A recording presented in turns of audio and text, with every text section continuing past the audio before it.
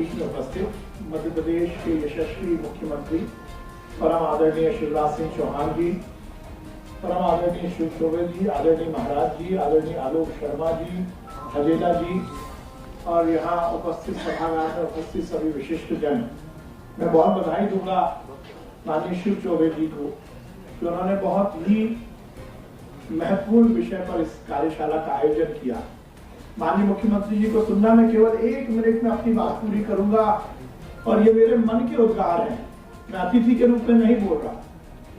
देखिए, अपेक्षित यह है किसी भी समाज में, किसी भी राष्ट्र में, किसी भी सूबे में, किसी भी प्रदेश में कि उसको जो हेड कर रहा है, उसका जो मुखिया है, उसका विचार, उसका आचरण, उसका सोचने का तरीका, और जब वो कुर्सी पर बैठता है तो वो सबको सामान्य रूप से देखे। और मुझे लगता है कि ये मैं केवल इसलिए नहीं कह रहा हूं कि मैं शिवराज सिंह चौहान जी की सरकार में एक मंत्री के रूप में हूं, मैं मध्य प्रदेश के आम नागरिक के रूप में, कायस्थ परिवार में मैं पैदा हुआ हूं, उस रूप में मैं ये कहता हूं कि शिवराज सिंह चौहान जी ने जिस समग्रता के साथ इस समाज को एक करने का काम किया, ये अनूठा काम है। मैं निवेदन करूंगा आप सबसे अपनी अपनी कुर्सी पर खड़े होकर जोरदार ताली बजाकर हम माननीय मुख्यमंत्री जी का अभिनंदन करें।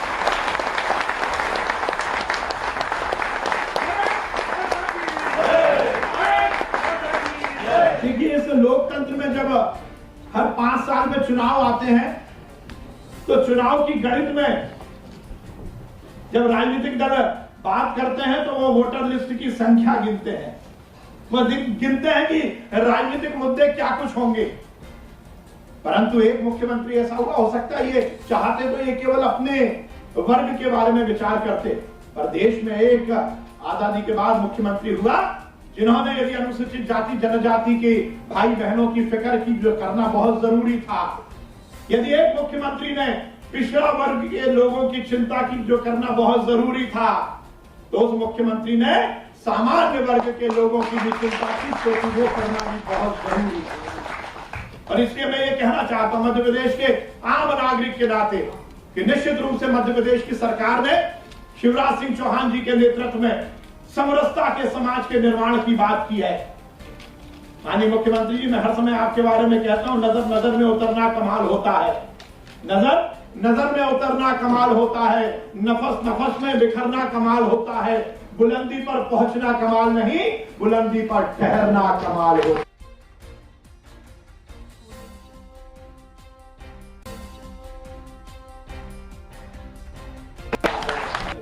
सड़क को सड़क से जोड़ने का काम मुख्यमंत्री जी ने किया, नदी को नदी से जोड़ने का काम मुख्यमंत्री जी ने किया, बांध को बांध से जोड़ने का काम मुख्यमंत्री ने किया। पर मैं ये मानता हूं ये सब क्षणभंगुर है। रोड बनेगी, रोड टूटेगी, बांध बनेगा, बांध टूटेगा, कारखाना बनेगा, कारखाना टूटेगा, पर सबसे बड़ा काम मुख्यमंत्री जी ने किया कि लोगों को लोगों पे से जोड़ने का काम किया, संबंध बनाने का काम किया, जो चिरस्थायी है, जो कभी नहीं टूटेगा। तो यही माननीय मुख्यमंत्री जी की सरकार की सबसे बड़ी उपलब्धि है। मैं बहुत अभिनंदन करता हूं माननीय मुख्यमंत्री जी का, जिस समग्रता के साथ, जिस समानता के साथ, जिस समेकित तरीके से इस समाज के निर्माण में उन्होंने हर वर्ग को कल्याण के साथ जोड़ने का काम किया। मध्य प्रदेश एक कल्याणकारी राज्य बना, जिसमें अनुसूचित जाति जनजाति के भाइयों का भी पूरा विचार किया गया, पिछड़े वर्ग के लोगों का भी विचार किया गया और सामान्य वर्ग के लोगों का भी विचार किया गया, और उसके माध्यम से ये मध्य प्रदेश स्वर्णिम मध्य प्रदेश बन सके। और माननीय प्रधानमंत्री जी का जो सपना है कि ये देश आत्मनिर्भर देश बने, उसमें सबसे बड़ा योगदान आत्मनिर्भर मध्य प्रदेश का हो, उस सपने को साकार माननीय मुख्यमंत्री जी कर रहे हैं। मैं उन्हें बहुत अभिनंदन करता हूं, वंदन करता हूं और उनको यशस्वी और हो परमपिता परमेश्वर से कामना करता हूं कि ये उनका कार्यकाल ऐसा ही चलता रहे और उनके माध्यम से इस प्रदेश का हर वर्ग का कल्याण हो। बहुत बहुत धन्यवाद। भारत माता की जय, हिंदुस्तान जिंदाबाद। आदरणीय विश्वास जी भाई साहब, बहुत बहुत धन्यवाद। अब हम सब के सामने मध्य प्रदेश राजनीति के जगतमान नक्षत्र हमारे अपने जननायक माननीय मुख्यमंत्री जी से प्रार्थना करूंगा कि वे हमें मार्गदर्शन दें। ऐसी मेरी प्रार्थना है माननीय मुख्यमंत्री जी।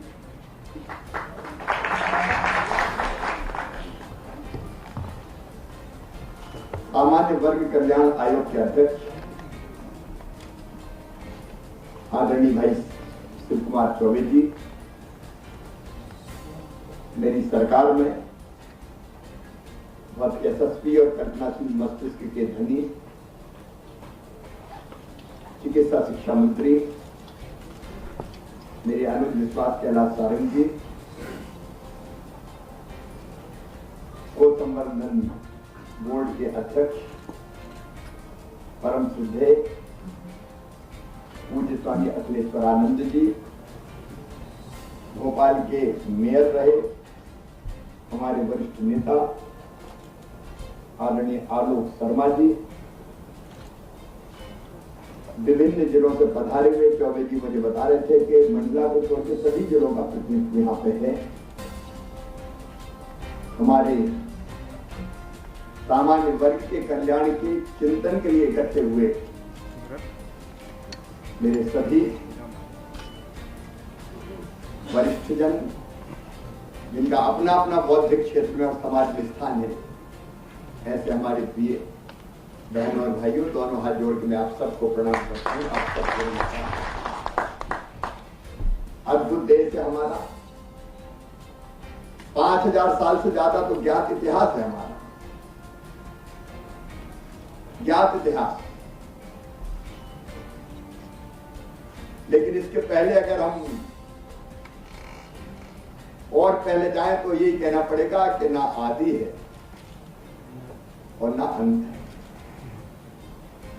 अद्भुत संस्कृति हमारी, हमारी परंपराएं, हमारे जीवन मूल्य, हमारे महापुरुष, हमारे उत्सव, हमारे त्योहार, हमारे संस्कार।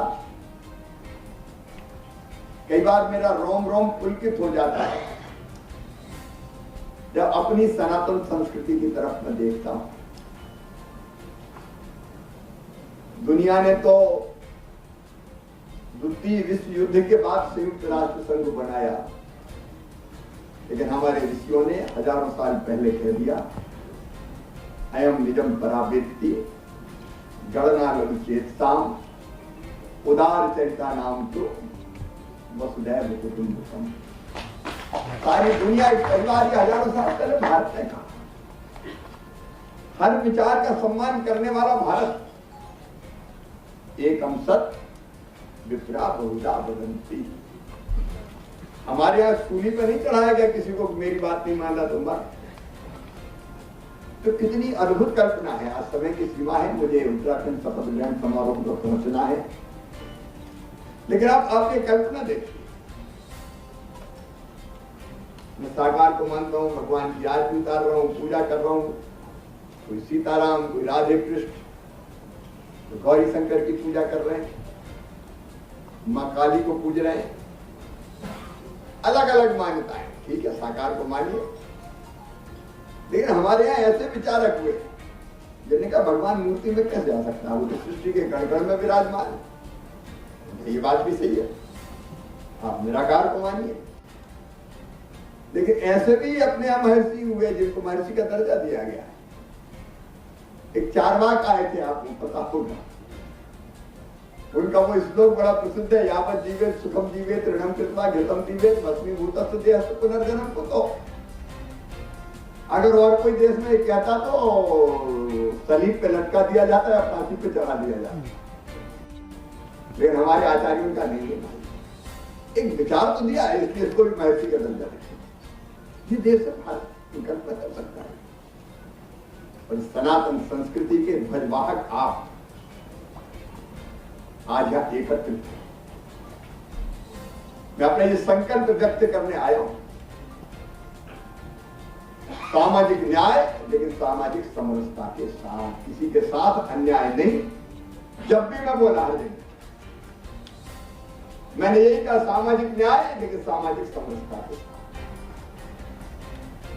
और इसलिए सामान्य वर्ग के दर्द और पीड़ाओं को भी मैं जानता हूं। तो गरीबी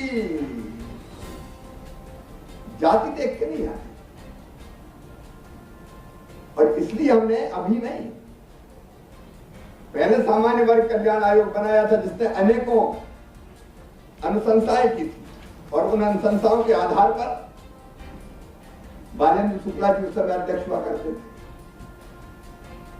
हमने सामान्य वर्ग के गरीब बच्चों को छात्रवृत्ति, तो स्वामी विवेकानंद प्री मैट्रिक छात्रवृत्ति योजना शुरू, जो पहले भारत में कभी नहीं। फिर स्वामी विवेकानंद पोस्ट मैट्रिक प्रावीण्य छात्रवृत्ति योजना, सुदामा शिष्यवृत्ति योजना, वीरांगना लक्ष्मीबाई साइकिल वितरण योजना, डॉक्टर एपीजे अब्दुल कलाम मेधावी छात्र प्रोत्साहन योजना, व्यावसायिक पाठ्यक्रम में विक्रमादित्य निःशुल्क शिक्षा योजना, सांदीपनी संस्कृत भाषा प्रसार योजना, आचार्य विद्यासागर गो संवर्धन योजना, उच्च शिक्षा ऋण गारंटी योजना, एक नहीं अनेकों चीजें प्रारंभ। लेकिन आज नई परिस्थितियों में नई आवश्यकताओं के अनुरूप शिक्षा के लिए, रोजगार के लिए, समाज की सुव्यवस्थित व्यवस्थाओं के लिए कुछ और विचार करने की आवश्यकता है। और ये सामान्य वर्ग कल्याण आयोग बना के मैंने आदरणीय चौबे जी को ये कहा कि समाज के हमारे सभी भाई बहनों के साथ संपर्क स्थापित, संवाद स्थापित करें, विचार विमर्श करें, और विचार विमर्श करके आयोग हमको अनुशंसाएं दें कि सामान्य वर्ग के कल्याण के लिए ये कदम, और विशेषकर जो हमारे गरीब भाई बहन, क्योंकि एक दिक्कत होती है कि आर्थिक रूप से कमजोर होने के बाद भी मांग से नहीं बनता, और इसलिए कई बार संकोच में ही रह जाते हैं। मैं कोई इसके विस्तार में मेरा भाव आप समझ रहे होंगे, स्वाभिमान बाकी चीजें अरे छोड़ो, तो वो मनोदशा में जानता हूं, लेकिन किसी को नहीं छोड़ना है। सब समाज को लिए साथ में आगे है बढ़ते जाना। इसलिए हमारे जो हमारे सामान्य वर्ग के भी हमारे भाई बहन गरीब हैं, एक फैसला मैंने पहले कर लिया, सबरस छात्रावास सबके लिए, बच्चे सब पढ़े, छात्रवृत्ति शिष्यवृत्ति सबके लिए, उसको सीमाओं में नहीं बांधा जा सकता। और इसलिए आज मैं केवल इतना ही निवेदन कर रहा हूं कि आप विचार पूर्वक इस दायित्व को अपने समझते हुए, कि सबसे बड़ी ड्यूटी अपनी है, भारत किसी भी कीमत पर बटे ना। तो षड्यंत्र चल रहा है, तोड़ दो, जातियों में बांट दो। मैंने देखा कि कुछ लोग जो जिनको विदेशों से धन मिलता है, मैंने एक पोस्ट देखी अभी, हिरण्यकश्यप और होलिका माता को जला दिया गया, कई तरह की चीजें फैलाई जा रही, समाज को तोड़ने की कोशिश की जा रही है। जब उनको लगा कि भारत ऐसे कमजोर नहीं हो सकता, तो भारत को ऐसा जातियों में बांट दो, कई तरह के जो षड्यंत्र चल रहे हैं। तो सबसे ज्यादा ध्यान हमको ही रखना है कि हम भारत को किसी भी कीमत पे बटने नहीं देंगे, भारत को किसी भी कीमत पे टूटने नहीं देंगे, कमजोर नहीं होने देंगे, और हम भी कमजोर नहीं हैं। आप विचार कीजिए, इस चिंतन से आप मंथन से अमृत निकालिए, और सरकार उस अमृत को जिनको जरूरत है वो जरूर पहुंचाएगी। इसी पवित्र भावना से मैं आज इस सेमिनार में आया हूं, क्योंकि उत्तराखंड में एक समय के बाद अगर नहीं पहुंचे तो शपथ ग्रहण में शामिल नहीं हो पाऊंगा। पुष्कर धामी आज वहां शपथ ले रहे हैं, और इसलिए मेरी ये भाव व्यक्त करते हुए आप चिंतन 2 दिन चालू रखिए, फिर आप सिफारिश कीजिए, जो भी आपकी अनुशंसाएं होंगी सामान्य वर्ग के कल्याण के लिए भी आगे कदम उठाएंगे। बहुत बहुत धन्यवाद।